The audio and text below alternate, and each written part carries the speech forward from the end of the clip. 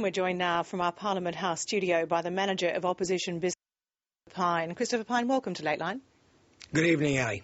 Well, you've just heard Tony Abbott. Was it an appropriate choice of language? Tony Abbott is a real human being with real emotions. The way he was responding to the soldiers in Afghanistan was essentially there to support them and to comfort them. I think his remarks are unexceptional and taken out of context by the report on Channel 7. That's a matter for them, but obviously Tony Abbott has spoken to Mrs McKinney tonight. She recognises that far from making light of the death of one of our soldiers, Tony Abbott is the last person in Australia to come close to doing such a thing, and I think most people will see it for what it is. In what way were these comments taken out of context? In the Channel 7 report, there's actually a fair bit of context around the comments, isn't there? My understanding of the comments is that they were in the context of Tony Abbott describing what a tragic circumstance the situation was where Jared McKinney was killed tragically, and the next comment was simply an add-on to that. Now, that wasn't run in the report, but the bottom line is Tony Abbott would never make light of the death of an Australian soldier at all, and any suggestion to the contrary is, quite frankly, insulting. Tony Abbott, as you said, is a real person. He's also a real person with leadership aspirations of this country. Is that an appropriate use of language, shit happens, to describe this sort of scenario? Most people in Australia would recognise that Tony Abbott wasn't in any respect trying to downplay the death of an Australian soldier.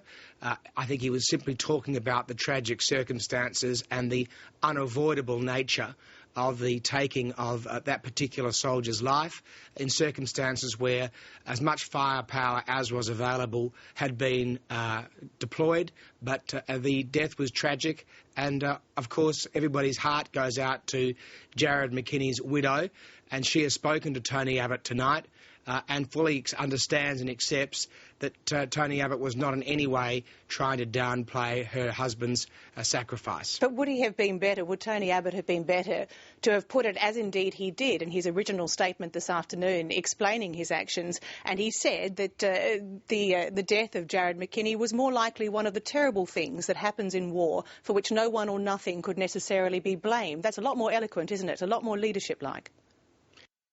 Tony Abbott has demonstrated since he took over the leadership in December 2009 that he has the qualities to be an Australian leader.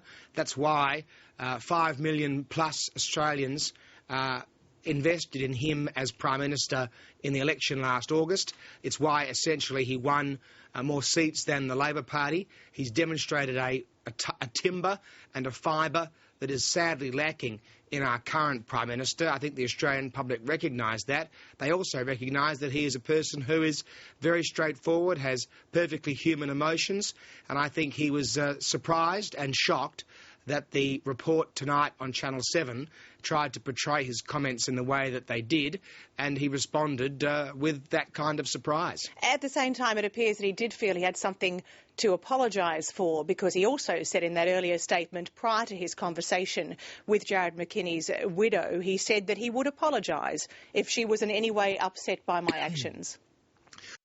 The important person that he should be concerned about in this respect is Jared McKinney's widow, and that is why he said that if she would take any offence, he would, of course, apologise to her. He's spoken to her, and from what I understand, she is perfectly comfortable that Tony Abbott would do nothing other than support our soldiers in the field and feel for her loss.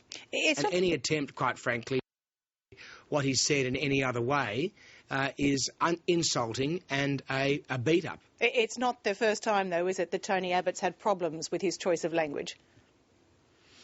Look, Tony Abbott is a real person who says real things, and Australians really appreciate that. I mean, by contrast, what people found in last year's election in August was that Julia Gillard had to explain that what we'd seen before was the fake Julia, and what we were seeing now was the real Julia. So, you know, what people saw in the election last year was a contrast between a Prime Minister who had been manufactured by the New South Wales right into a particular kind of candidate, and Tony Abbott, who is exactly as you see him, a straight talker, a person who believes in things, who has values, whereas Julia Gillard was the creation of the factional leaders of the union movement and the New South Wales Labor Party.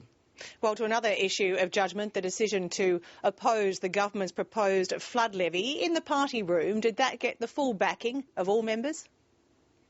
Absolutely. It was backed by every member of the party room. And what we've demonstrated today is that we can deliver the same $5.6 billion reconstruction package across Australia following these tragic floods as the Labor Party, but not have to introduce a new tax to do so.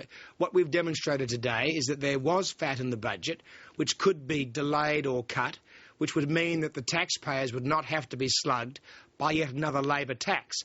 And what we've demonstrated today is that where the Labor Party always reaches for the easy option, which is a new tax, whether it's the mining tax, the carbon tax, or the flood tax, or even the tobacco tax, or the extra alcohol taxes, what the coalition does is say, well, there needs to be one adult at the table who cuts our cloth to suit our circumstances, something you'll never get with the Labor Party. Well, indeed, with that $2 billion worth of cuts or budget savings you've identified, in fact, only half are actually cut. The rest are deferred spending. Does that mean that you actually couldn't find actual cuts? No, I think what it says is that we know that the circumstances over the next 4 years will change. We hope that there'll be a coalition government elected. We will be better economic managers, as we've proven in the past, and therefore, in some areas, like, for example, the Building the Education Revolution, those school halls that will be built in the last rephasing of the Labor Party's money in 2011-2012 can be built in the future when we have a Liberal government that is spending wisely and taxing wisely, which we're not getting now. What we get now, Ali, is that when there's a problem, Labor reaches for more taxes to slug the Australian taxpayer with, rather than cutting their cloth to suit their circumstances. Well, initially, one of the cuts that was proposed was for aid to Africa. Instead, you've cut education aid to Indonesia. Why was African aid less acceptable than aid to Indonesia as a cut? Well, I think what we want to make sure is that the spending in Indonesia on schools is actually achieving the objective which it was first mooted by the Howard government.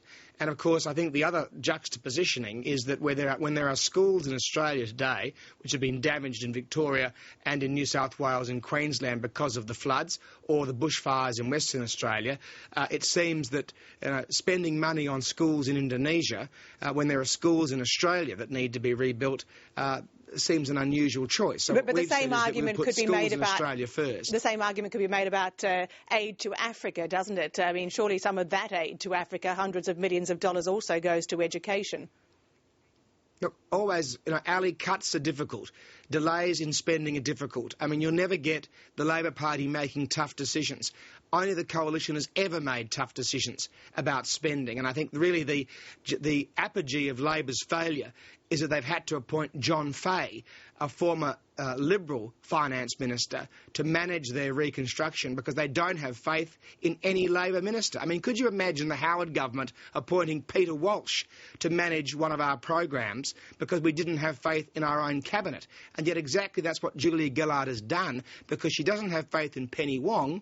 She's appointed a Liberal finance minister to run Labor's programs. I mean, it's quite extraordinary. There is a broader question, though, isn't there, with this Indonesian program, because it is specifically designed to reduce the influence of extremism in Indonesian schools. And as you just heard Kevin Rudd saying, there's in fact been 2 sets of reports, both of which have come up with a positive assessment of the effectiveness of this particular aid program. Do we risk undermining our own strategic interests in the region by cutting this? Look, it's the remarkable hypocrisy of Kevin Rudd, who came to power when there was a $22 billion surplus, no government debt and money in the bank, to be criticising the coalition for being the only adult in the room capable of making tough decisions. Of course we'd all like to keep all the spending as it is now. Of course we would. But somebody has to say, finally, rather than raising new taxes, cuts have to be made. Now, you'll never get that from Kevin Rudd. He ran the surplus from $22 billion down to a deficit. We had a $50 billion deficit last year, and all the money is gone from the bank that John Howard left for Labor in this term and in the last term. Of course he would be whinging and moaning about cuts in his department, but somebody has to make the tough decisions, and you'll never get that from the Labor Party. Someone has to stand up for the Australian taxpayer. And everyone in the coalition was happy with that decision to cut Indonesian aid?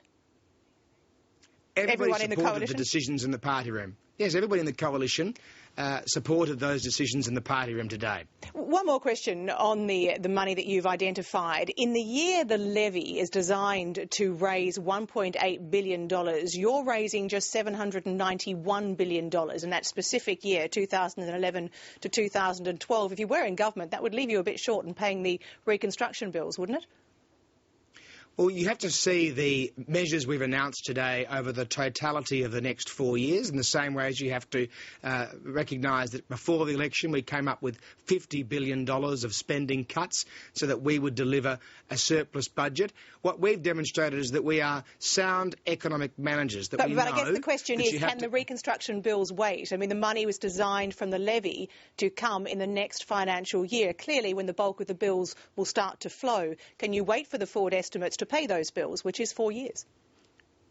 Well, given the Labor Party's record in the delivery of the school hall program, the roof bats program, computers in schools, trades training centres, I'm sure the Australian public would think that if a Liberal and national government was in power, they would make sure that the reconstruction was delivered with value for money and on time. And I think that would be a very big stretch with the current crowd running the Australian government. Back to Parliament today. Christopher Pyne, were you surprised at the level of emotion expressed by Julia Gillard? Look, I wasn't surprised at all by the level of emotion in the entire Parliament. I mean, Scott Buckholz, who is the member for Wright, really broke down today talking about his people in his area. This has been a very traumatic experience for the Queensland members in particular, but also in Victoria and New South Wales. But a lot of lives have been lost and in very dire circumstances. A lot of people couldn't get out of the way of the wall of water in the Lockyer Valley or in Toowoomba. It was a tragic situation. I mean, sometimes when people have the chance to try and save themselves and they don't, it is slightly different than when there was absolutely no warning and young lives were lost. A 23-month-old baby, numbers of members of a particular family. And I think you'll see over the next few days a lot of emotion in the Parliament, because Australians are a caring people, and Julia Gillard only reflected that today, as did Scott Buckholz. But it seems unlikely that the kinder, gentler polity will last if the battle over the flood levy is any indication. Christopher Pyne, many thanks for joining Lateline tonight. That's a pleasure, Ali. Thank you.